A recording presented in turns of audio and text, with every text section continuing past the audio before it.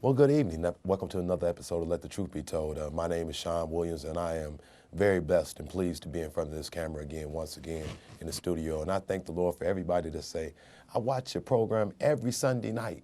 So I thank the Lord for being able to have a good friend of mine back in the studio with us once again tonight, and Patricia Avery. And I thank you for Patricia. She answered the phone to me earlier and said I would definitely be there on the program. Today's program that we're going to do, we're going to go over a lot of different topics really fast. So you guys stay tuned into everything that we're talking about and stay attentive. We want to be very informative today and talk about some really crucial issues going through our community over the last several days and months that have led up to some of the things we'll talk about today. As I try to mention what program and what the title of the program, because we try to entitle the programs. And I thought of a program that we did at Church of the Living God years and years ago. And me and Lloyd came up with a topic, and it was called We Got Next, Taking Back the Youth. Okay. So as I seen some of the things that were happening, I said, well, don't be next. Take back the community. That's good. And so let's don't be next. Let's take back over our community. And you'll see the things surrounding that title of Don't Be Next and taking back over our community and taking back charge of some of the things that has happened in our community and how we can play a major role and a vital role into helping eliminate some of these things through our community. So first I want to give a warm welcome to our co-host today, which is Patricia Avery, and tell us a little bit about yourself. Maybe some of the people in the community might not know some of the things that you've done in this community and what you currently do. Well, thank you, Sean. It's always a pleasure to answer the call. So when you call, I'm here. I appreciate the work that you do in the community. You know, we've been out here working in our community together for a long time. I hate to use the partners in crime, but we've actually been partners in good works, trying to make our community a better place. And just like you said, the youth. Give me that. We got next. Taking back the youth. We got next. Taking back the youth. Taking back. I think that that's a good thing, philosophy to live by. And I also think that we need to know as a community that we have the strength within ourselves to take back our community and to work with our youth. Our youth are really, we can never use the expression the youth are our future, because they certainly are our future. Oh, definitely. I'm definitely getting older, more seasoned, or whatever you want to call it. But certainly I'm, growing older and seeing some of the young people that are coming up today. We've got a lot of movements going on around young people. Young people are taking the lead. And so I really am glad to see that more young people are stepping up and getting more involved in the community. And just saying that is that our community involvement is so important that young people see. And so as they watch our daily walks and the things that we're doing, I mean, I was so amazed by so many people that said, hey, Sean, I seen you on city council. And even though you work hard during the day, you take that snippet of a time out for our community. And it's tough sometimes. It's a tough job to try to change hats and to juggle, and especially some of the jobs that I had. That's right. And but I love the work and the passion and you can see the passion that we put into the work, trying to just make things better, making the best of a bad situation.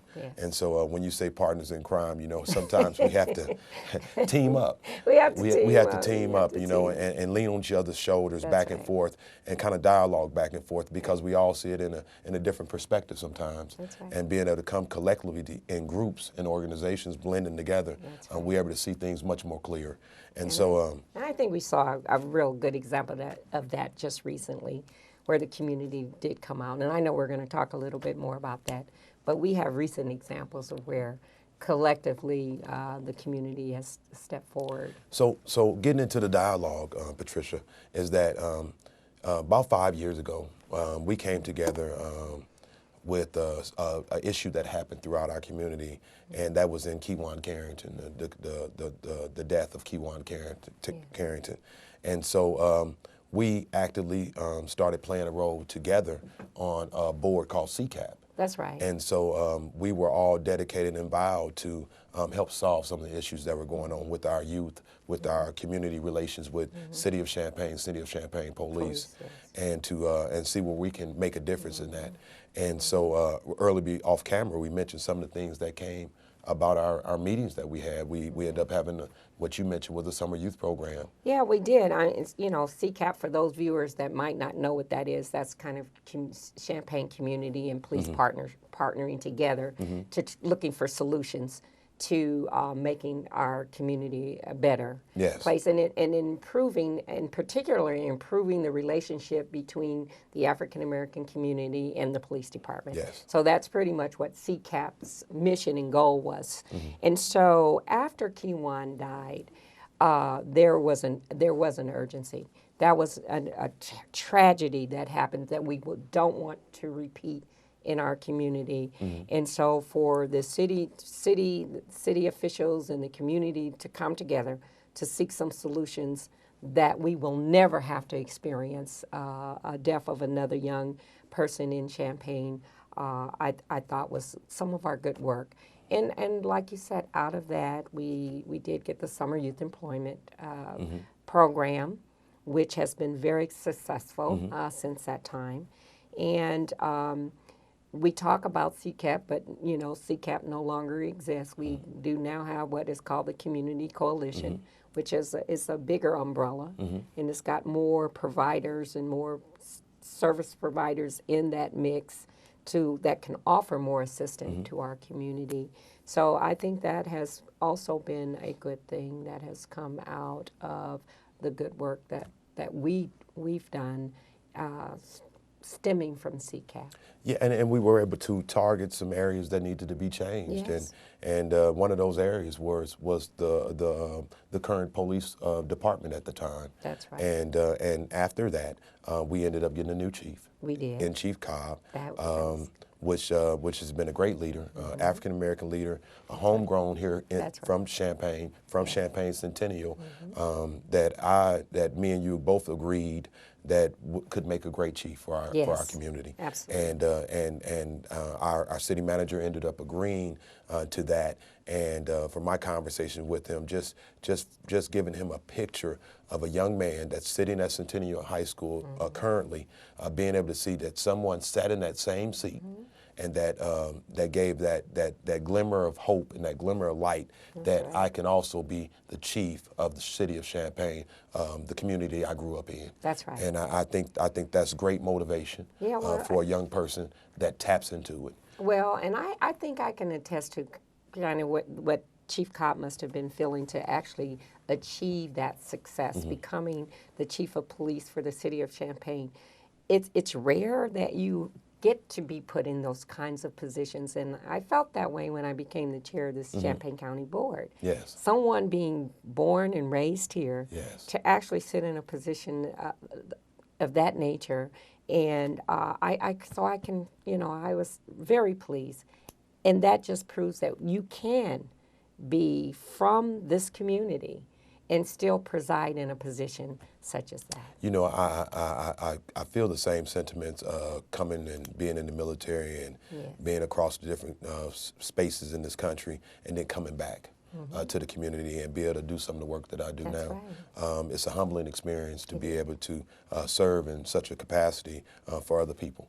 And so I don't take it lightly, don't take it for granted. I really thank God for giving me an opportunity to be in some spaces and be able to be a voice. That's right.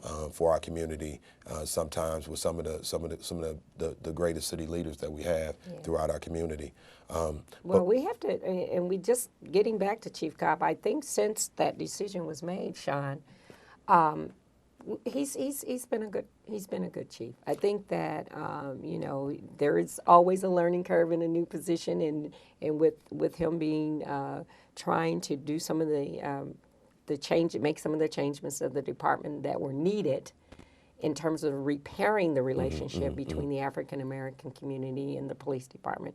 I have to commend him on some of those changes. And also, you might want to mention, not only did we hire Chief Cobb, But remember, there were some policy changes as well to the use of force policy. Right. So that was another change that happened. And also, the chief has now got a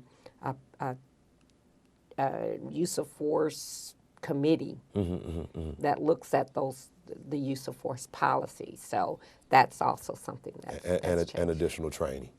Additional training. Yeah. And so just getting into some of the issues that's been facing our community, and we came out in record numbers, and I thank the Lord for all the faith-based community leaders that came out and told their congregations we have an issue going on throughout our community and that we need all the assistance from every one of the people that's throughout our community and throughout the local churches. Here we were called, I think our first meeting was December 10th, is what you said, our first December meeting? 10th. December 10th, where we met in a small group Right. and first found out about the excessive force that was used on some citizens of Champaign, not just minority citizens, but throughout the community, so the larger based community. I think this officer administered excessive force on Caucasian, Latino, African American. There were a number of complaints that was on file before the December 10th meeting, where we actually were going to learn more about Officer Matt Rush. So Officer Matt Rush, and when we sat in that meeting, we were able to witness videos. Yes. So some of the videos that some of you guys might have seen that were in local newspapers, were on social media, some of the things of that nature. But we actually we were able to watch some of the video and dialogue. And some of that dialogue and some of that stuff that we were able to witness, the chief made a decision using great courage. Yes. And I think he used great courage and a professionalism in saying we don't want this as a representation of our newfound police force that we're really recreating and this community needs at this time with building the relationships of the African American community in the police department. And so him, alongside of other supervisors and city administrators, decided to fire this particular police officer for his actions. They were able to come with the settlement agreement with some of these victims of some of this stuff, and it was over $225,000 is the dollar amount that we're at just right now. Actually, we're at $250,000, So $250,000. So we're at 250. They're 250. If you remember, Sean, Mr. Brown Yes. was the person at what's actually the settlement that brought all of this to light. Okay. He was the first one to get the $25,000 settlement. Okay. And then there was Mr. Mann, who they just recently settled with about a week ago. Okay. For the $225,000. Okay. So what we're seeing here is that Officer Matt Rush has become a liability. Okay. Not just to our community, but to the taxpayers of the city of Champaign. So when we go back and we learn more about Officer Matt Rush, we look to his problems did not just start a year ago when he was terminated by Chief Cobb. If you look back, and I was looking over the arbitration hearing, he had some grievances. There were things that he was reprimanded for back in 2012. So it goes back a few years where problems started. And he started working for the department in 2010, in February of 2010. So he's only been on the force for about 5 years. And for an officer to have such a troubled past, I think what Chief Cobb tried to do was the right thing. Was the right thing based on all of the complaints, all of the settlement agreements the complaints before the arbitrators had nothing to do with these settlement agreements. These are separate. These are separate cases. The three cases that they went to hearing to the arbiter about had nothing to do with the man, the seats, or the Brown settlement. So as you see, we had a number of incidents involving this officer where the decision wasn't made lightly. And I think that for the ruling to be, for the arbiters to have overruled the chief's decision and the city's decision to terminate Officer Rush employment it's very hard. It's very difficult for many people who have regular jobs in all kinds of professions to understand that if you have you've gotten video, you've had a number of different chances, you've been reprimanded several times, and you can still get your job. That makes it very difficult for just everyday citizens to understand. How can that be? And so, in saying that, what was the arbitrator's decision and finding, and what did he recommend for punishment? Well, in the first case, and I've got it listed here. In the first case, the first incident where Officer Rush it was on a traffic violation, where he forgot to turn in the citation.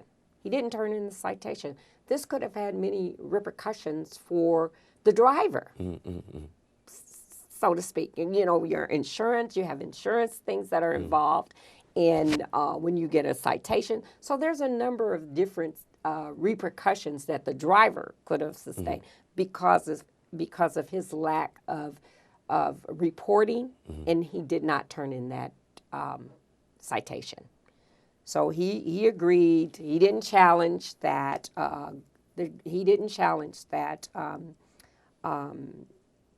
The arbiter's decision to give him a one-day suspension. So Officer Rush didn't challenge that. But that was the first incident. And then the second incident that happened where the arbiters were looking at the film where this young lady was in it. There was a call to a resident where two sisters were having a disagreement. And what was found during that incident where Officer Rush answered the call, the young lady, he was trying to get the young lady in the patrol car, but he did it unprofessionally. He used profanity, and he used a number of different verbal commands that were unbecoming and unprofessional of an officer. But the kicker was the kick. No pun intended, but that was the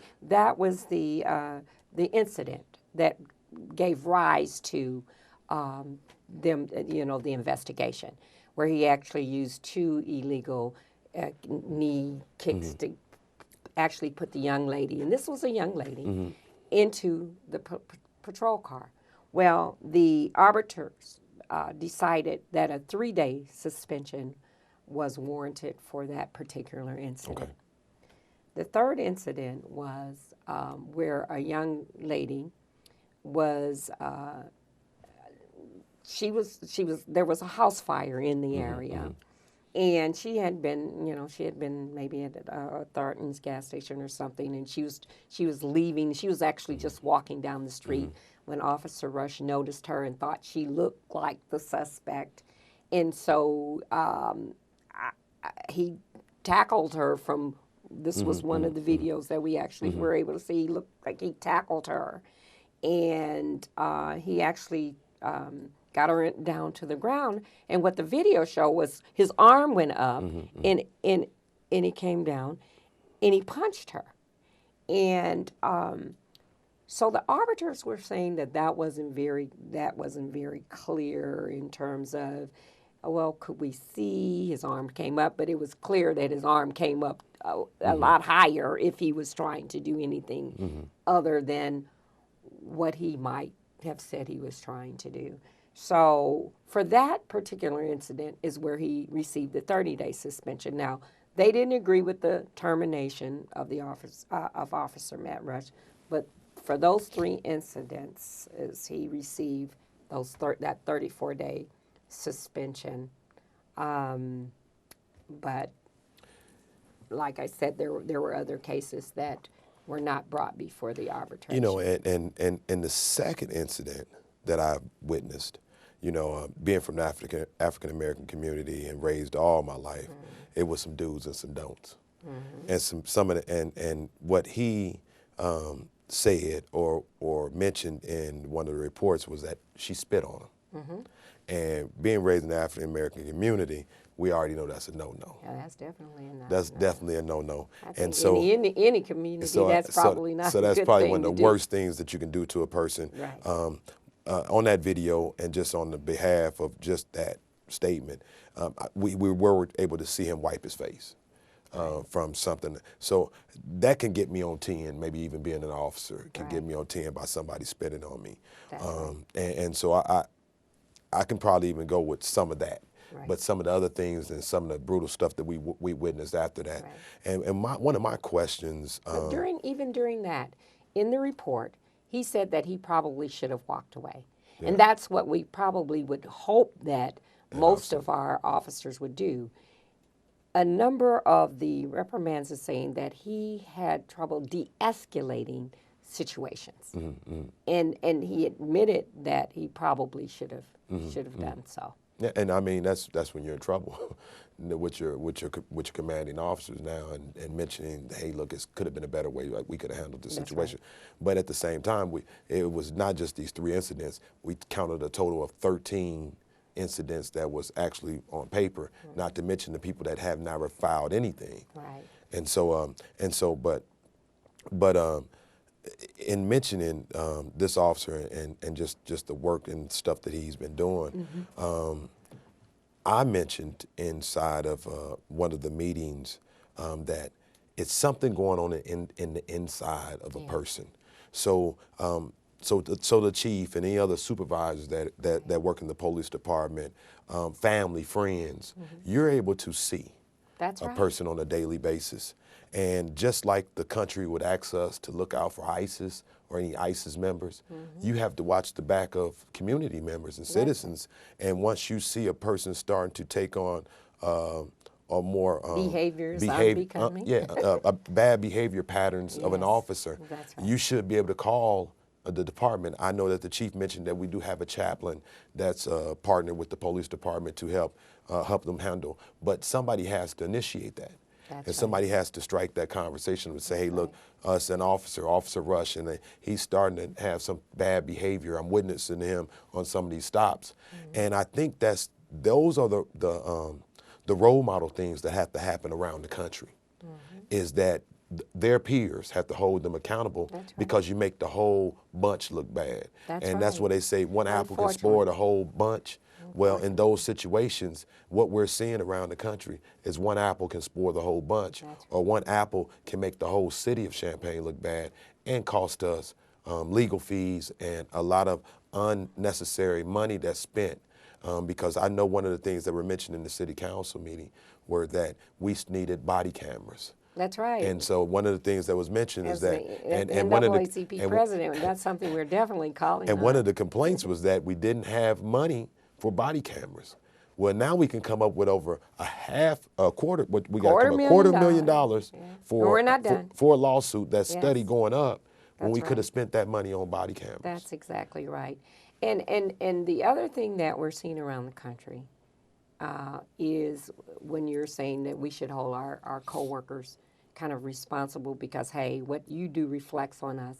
It's like a family, you know. Whatever you do it reflects on all of us. Yeah. So we want to hold, keep you responsible. But I think the other thing is we're not seeing accountability, and that's the part that is the most troubling. Is that when you're doing wrong, and you're caught doing wrong, and you've been reprimanded a number of times for doing wrong, and you have evidence of doing wrong, then you have to be held accountable. I think no one should be above the law, including the law. Right. Because we expect more from our law enforcement office, our peace officers, but we all know who the real Prince of Peace is. But for now, we're going to talk about the peace officers. We hold them to a standard where we're paying your salary to protect and serve the community. Now we know we don't live in a bubble. We're not saying that there are no criminals out there. There are no bad people out there, because we know better, Sean. We know that there are people out there that are bad. And we respect our police officers, and we need them in our community. We need them. But what we don't need is police officers who go, that use excessive force, and they abuse their power and authority. And so in saying that, and one of the things that we did mention in that, and I know one of the questions to me and the chief was that, how can you have control, or the city have control, and it seems like these unions are so strong, these arbitrators are so strong in their decision making for a whole city, that once you become an officer, it's almost a lifetime position, because you can't get rid of them. Right. And so now they're just a liability within the city. And we've talked to a number of attorneys that said, hey, look, this is a bad situation, because they're going to bring up every one of these cases if an officer does anything. And we looked at the picture of the young man that was Mr. Man that was beat up. Yeah. I mean, and that's just a sickening picture to even view. That was on the front page of the News Gazette. And then it's hard for me to look at that. to even look at it, really and so very distasteful, and then to read in this other article of arbitrators and police unions to support other officers, not only just across this state, but across the country, that almost always recommend that the officers was in alignment with training, policies, procedure, and always recommend suspension opposed to firing or getting rid of a person, unless you just did something so heinous and just so out of the box, that they just couldn't help And you. even that sometimes is uphill. Yeah. They just couldn't help you. Yeah. And one of the things that alarmed me, Ms. Patricia, is that when I was at that city council meeting, I was working that particular day, and I got a call from a mom that told me that her 12-year-old son had got expelled from school. Right. And she said, Sean, she said, my son needs some mentorship. He's a great student. He gets A's and B's. He horseplays a lot. And she admitted that he horseplay a lot at school, and that an SRO officer was trying to break him up from horseplaying. He swung trying to horseplay with another kid, accidentally hit her in the arm. Didn't injure her in any type of way, but she ended up mentioning it to other administrators. They expelled this young 12-year-old boy from school. And so he at that point, he had not got back enrolled into any school because alternative schools wouldn't accept him at the time, and she wanted some assistance to try to get her son back in school, because it's not doing him any good to be at home. And so this is a crucial point in his life, at a 12-year-old, to wrap his mind around being thrown out of the system, away from people. And so now he's wrapping around his mind, because I'm spiritual, and idle mind is the devil's workshop, and then once you get labeled as a bad person at such a young age, it kind of carries on, the snowball effects into something else.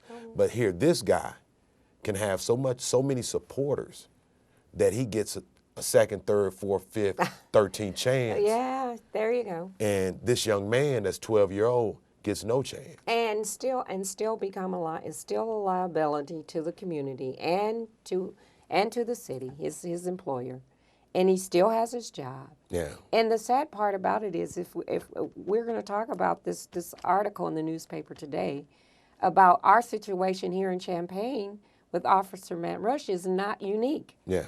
There is a law in Illinois. I mean, even in Illinois, law protects these officers and shields them against anything happening in terms of that's just too much power, in terms of the law giving so much power to the unions, where it's almost impossible to get rid of these officers. And then you talk about this 11-year-old, 12-year-old young man who, maybe he shouldn't have been in the situation where he bumped, or that happens sometimes. If you get in the middle of if a scuffle, you might get touched or a little dirty. Yeah, but then it shouldn't. Sean, I do have a hard time understanding how we criminalize our kids these days. It used to be that you could age out of certain behaviors as a child. Kids will make mistakes. There should never be a zero tolerance for kids because we know that they're going to make mistakes. But we don't need these mistakes in most cases to cost them their lives. You know, you have incidents, and I've talked to many young adults that teenage records follow them. Something that happened in high school. Yeah. Maybe you got into a mob action or something, and you can't get a job at a Target or Walmart or something because of a fight. Right. Or you were just a bystander, you were just in the crowd and there was something broke out and now you're part of the incident. And now you're 23, 24 years old trying to get your life on track. You maybe have a young child and you're trying to get employment and you understand that was a mistake back in the day, but you're trying to get you on the right track and you just don't get the second chance. I would encourage, though, parents who have juveniles, kids that have had these records that have caused problems for them getting employment or what have you, to look at their juvenile records and if they can get those expunged. They really should do that. And a lot of these offenses, those juvenile offenses, are expungible. Right. So we have to, while we have the opportunity to tell these parents that they really need to look into having those records expunged. So just us sharing information, being able to teach and train and show people the way to go about and get their records expunged. Absolutely. You can go to the courthouse right now and there's documents that line the wall where you can follow the process and get this done. Yeah. Because this is going to help. And as long as the records are still there, you don't get them sealed, you don't get them expunged, people will go back and try to use that against them. Your young adults now. But if they're juveniles, I say look into that because it's so unfortunate, this situation with this young man, and then we have an officer that is paid by the taxpayers, that it's almost impossible. Let's just talk about this across the state, trying to terminate bad officers, which seems literally impossible.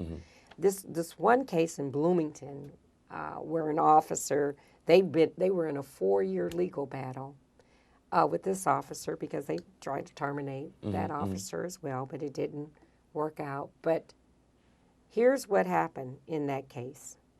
The officer said, I'll go away, but you will pay me $322,000 to do that. Wow. So I don't know how much Bloomington had to invest, to pay off if it like we are doing currently now with all of these settlements. I don't know how much. So it was like a contract with an NFL or NBA player to get transferred to another team, or a chancellor or a football coach that we say we don't want anymore. We're going to pay you to go away, but I wish it was that simple. Wow. Because if it's a bad officer, he goes somewhere else. I don't want to send him to another community. Send him to another community where he says, oh, well, that paid off pretty well. I can, this pattern of behavior. It can pay off. Yeah. Being a bad officer. Yeah, if it paid off in this, and some guys might look at it in that particular way, and so as a payday, and Patricia and our dialogue about this, and listening to maybe 1400 or listen to national media and some of those things. I know it's hard to do your daily work and to ignore all of the stuff that's going on. I try very hard to. And the chatter, and still move forward. But I try not to listen. Try not to listen to that. You'll hear things like, we're just angry. We're troublemakers. Troublemakers. You don't have any merit behind what you're talking about. you shouldn't be committing all the crimes. If you hadn't committed the crime, Right. then this would not happen. Exactly. You shouldn't live in such a poor or crime-infested neighborhood.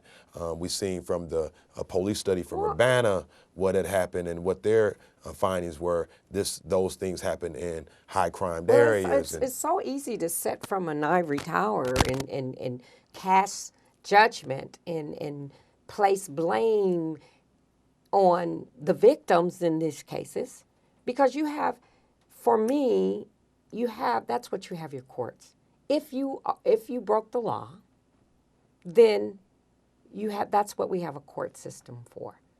You cannot take on being judge, jury, and executioner on the street. That is not the officer's job to do that. Right.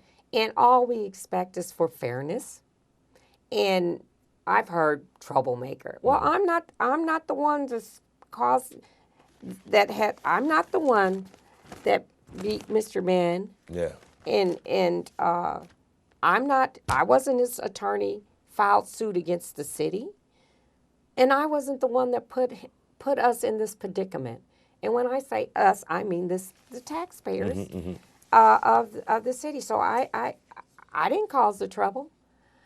What we're trying to do is prevent any more of these kinds of incidents from happening. So what we're trying by speaking out on them and saying enough already. So the actions of me, you, and other African American leaders in the community, what we've been shouting out to the community and spending a lot of volunteer hours. Energy, yes. Don't be next. Take back the community. Yes. And so we're trying to make our community aware. Right. This could happen to you. Once we have loose cannons out there on the street. That's right. Just as well as we have shooters out there on the street. That's right. You could be next. That's right. And so, and thinking of the shootings that we've had in this community, and I think this just takes us off of problem solving other issues throughout our community. That's right. And because we've been working on that. And it derails our community work and our relationships with the community when we're trying to get the community, African American community, to be comfortable with officers. That's right. To be comfortable with the work that we're doing, Right. that we're trying to get down to the bottom of some of these unsolved murders. And let's go deeper than that, Sean. Not only are we trying to get our African American community to have a relationship and understand the respect goes back and forth between the officers and the community, but we are also trying to get us to be comfortable with ourselves and stop perpetrating these crimes against each other. Yeah. So what you were saying is so that other people know that we're not just out here doing the work. Right. When we talk about shootings, you and I, we're actually working to try to help heal our community. Yeah. Put the guns down Yeah. is the common theme that I hear you say all the time. Hurt people, hurt people. We're that work too is just as important. But when this situation with Officer Matt Rush came up on December 10th, it consumed so much of my life. And so does all of the other work that we do in the community. Like you said, it's volunteer work. I have not, we know we're in the season of giving. Yes. This is, it's a few days before we know Jesus is the reason for the season. I haven't even gone out and bought any packages. So, I'm truly in the reason for the season. Yeah, you're looking very festive today. And well, thank you for saying so, but it has been very difficult to get into that festive mindset. Like I said, I've got up the usual decorations, but really getting into the spirit of Christmas has been very hard for me this year. Patricia, in saying that, I know my buddy Rashidi got killed a year ago on yesterday. Yes. And I'm looking at Facebook pictures and things of that nature, and for their family to try to wrap their minds around it and start to get around and grasp Christmas again. It's hard. And it's tough. And then I was talking to a friend of mine about so much stuff is happening on television. When you turn on the television, you're watching the news, you're watching world news or even local news or national news, and so many people are going through so much that you really can't even enjoy the season. No, you can't. You know, and with the presidential debates and so many other things, and everybody's tearing at everybody. And, you know, and even some of our greatest accomplishments and greatest leaders, we're ready to attack them as soon as they make a mistake. You know, one mistake, you know, and they're out of here, you know, and they're no longer a great person anymore because of one simple mistake or just being human. And so, and it's so sad that they don't have a strong union of support. No, why? That's You know? true, and I like the way you know, phrase that, you a know. strong union of support. If Yeah. everybody had a FOP and I mean, but- and that was up to bat for you Yes. for every simple thing that went wrong in your life. You know, our communities and our nation would be a much more better place. And so I think that those efforts that those guys and those women have taken a role in an oath and a faithfulness to be blue in and out. That's right. If our communities took on that same well, we criticize role. them for that. Yeah, but we should. I think they have some good attributes that can be accepted within the community, and that community have great attributes that could be accepted into to being a great officer. And I think the two need to meet in the middle. I was giving a lot of thought to community policing. The term community policing. I think it's been used a lot, and I'm saying, well, really, what does that mean? So I've attempted to redefine what I think it should mean, and I really believe that community policing definitely has to be a partnership where the officer has to. I think he needs to live, work, and play in the community in which he or she patrols. I think they have to have an understanding of the diversity and the culture of the community in which they patrol. I think they have to have they have to be trusted and respected in the community in which they patrol. I think they also should know people in the community. Yeah. They should know people in the community that they patrol. I think developing those relationships and having that as a guiding principle for the basis of what we call community policing, I think would be better. And when I say that to me that maybe we need to renegotiate, because Officer Matt Rush was from Southern Illinois. You know, that's where he came from. So I don't know where he lives here, but I'm pretty sure he probably doesn't live in the city of Champaign. Now, that's always been kind of a stickler for me, because I know that the city staff, they all live in the city of Champaign.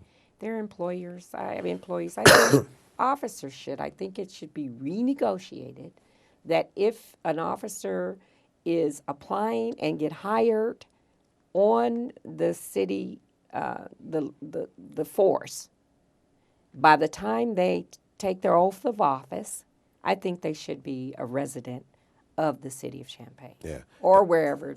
And if policing. it's some type of incentive that they can get to purchase a home here in this community, then it should exist. Yes. Because of the fact that, I mean, you don't want to have the bad relationships and the type of money that we're spending. Right. That's right. To invest into an officer That's right. that has no attachment to a That's community. And so I ran into an officer the other day at La Porky's, and he retired from the Champaign Police Department, and I think it was Lieutenant Swan. Okay. And I remember Officer Swan. and I ran into him the other day, and I kind of walked past him, and then I felt somebody grab my shoulder, and he said, "Hey, man, you know, you're still looking good, buddy." And you know, and we developed a great relationship back when we were in the toughest points of police and community relationships. At an all time, you know, we were in a bad place. Right. But he was able to break the ice throughout the community with certain African American people and business owners throughout the community. And, you know, one of the things that I've always said is when you have that relationship with people, that's right, that develops a dialogue with those people, that's a certain respect level with those people. And the people in that community will tell you what's going on within their community, because 9 times out of 10, we don't like it either. That's right. You know, and so we do look for our police to come into our communities and to bring some type of order. But we just want the right policing to go on. So that young lady that called the police on her sister. We don't need control. I mean, if you're trying to control the situation, yes, Yeah. but trying to just Yeah. control your behavior is not what we need. Yeah, so the young lady that called her police on her sister, she wasn't looking for her sister to be beaten in any type of way. Just wanted her off the property. That's right. And so just handling these situations in a much more better, professional and better way, I just think that's just the route to go. But I definitely think that one of the things that you mentioned was living back in this community. Yes. Staying in this community. Yes. I know one of the big items on the agenda now is Police Review Board. Absolutely. Being some type of oversight. Yes. Some type of oversight of these incidents that's not connected as Right. an officer. Right. To have some professionals to assist and to look over some of these complaints, these citizen complaints that are happening from citizens. I just think that that's just even better. We tried to get that before. Now it's back on the table. That's right. I think that this reinforces the idea that we do need this, and that they just cannot govern themselves without citizen involvement. Oversight. Citizen involvement. And I think that just, we got the same way as a jury. We have citizen involvement. That's right. And that oversees and makes sure that justice is Prevailed. with the citizens of That's Champaign. exactly right. And so I think that that's the direction to go.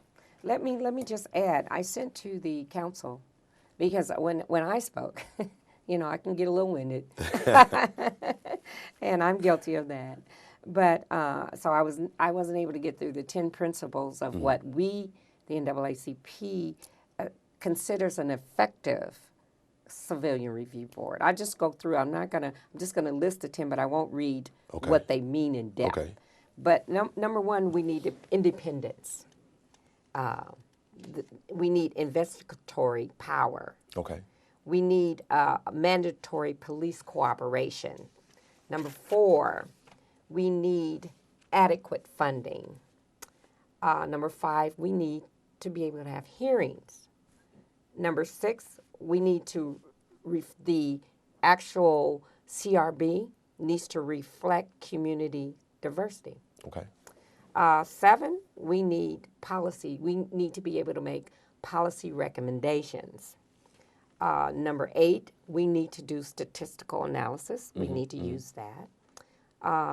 Number 9, it needs to be a separate space, separate offices from the police department or the city building.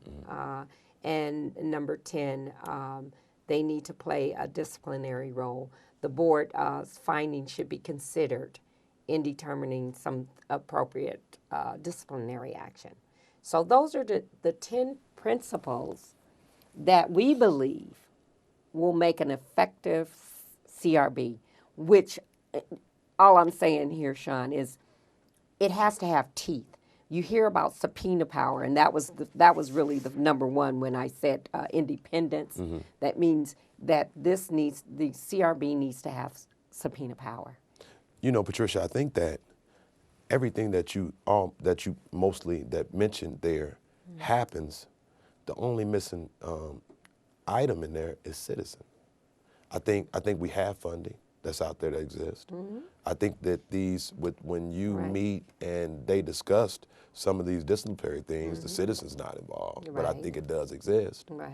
And so some of the other things that you mentioned, that the resources are out there. They are there. We're spending them. I think that we just need the citizen involvement piece. And I think that the other side's just scared to get citizen involved into those particular situations, whether if it's backlash or finding out in-depth things that are happening within those spaces and those conversations, that meeting before the meetings and things of that nature. And so I think we just need to have some trust in our community. That's right. To be able to help to help them solve some of the issues that's going on with the police. Well, we get called upon when situations occur. The man incident that happened, or the other young man. Was that The Brown. That was the Brown. Mr. Brown. Mr. And Brown. Miss Seats. I think they reached out to every community leader Mm-hmm. until they end up going to the NAACP or they end up going to some of the guys from either North End Breakfast Club or something of that nature. But to I'm be able to talking get, about the city. Yeah. I'm talking about the police department. We know that to have an effective police department, it has to be a partnership between the citizens and the police department. Yeah. They need us and we need them. Yeah. There's no getting around that. Yeah. And so that's that, and they call upon us to in times of trouble. We need to be there to help come up with some solutions when the trouble occurs. We didn't know about Officer Matt Rush. We would not have known about him had the media not put in a FOIA request, Freedom of Information, on a number of different records, videotapes. We probably would not have known that he had lost his job even. Yeah. I think that's a disservice to we need more transparency. Yeah. If we had a CRB, a Citizens Review Board, then we would have known about this A year ago. a year ago. A year ago. And, That's the kind of transparency we need. yeah. You can't pull us in after the fact. We need to work alongside of each other. So some honesty there. So just being honest, and what you mentioned was transparent, and serving the community. Absolutely. Because just serving the community and being honest, and that's what you want citizens to be. You want citizens to be honest, That's and what you and to be a want. great citizen. It goes both ways. ways. It's a parallel. It is. You know, and then in mentioning some of these things, that I know we're coming to the close of the program, and I think which is a great dialogue before you and I thank the Lord for you being here and in the studio with us tonight. I've looked at some of the articles that was in today's paper, and one of the articles that was in today's paper was said a lack of witnesses leads to Champaign's man's release, and witnesses can't be found. Then I looked at another one, and he was involved in particular guy was involved in the 2 shootings. And then I looked at the same paper today, and it said a Rantoul man charges were dropped because the victim can't be located. Then I was watching a program, First 48. Okay. You one of those first 48ers? I was watching First 48, and I was watching a young man, about 19 years old. I can't watch it, Sean. I live it all the time. I can't watch that stuff. And he just did a spree of murders and robberies and shootings My gosh. in Miami, Florida. And they called this was Liberty Square, but the nickname that the community had gave it was the Pork and Beans community. And so this guy, I mean, and he emulated so many young people that we know. And when I thought about this topic of don't be next, take back the community, it's so important for us to be able to wrap our minds around all of these situations That's right. at the same time. That's right. Making sure that we got the right officers in place, the right police department. Our organizations are strong and vibrant through our community with resources to be able to help some of these families.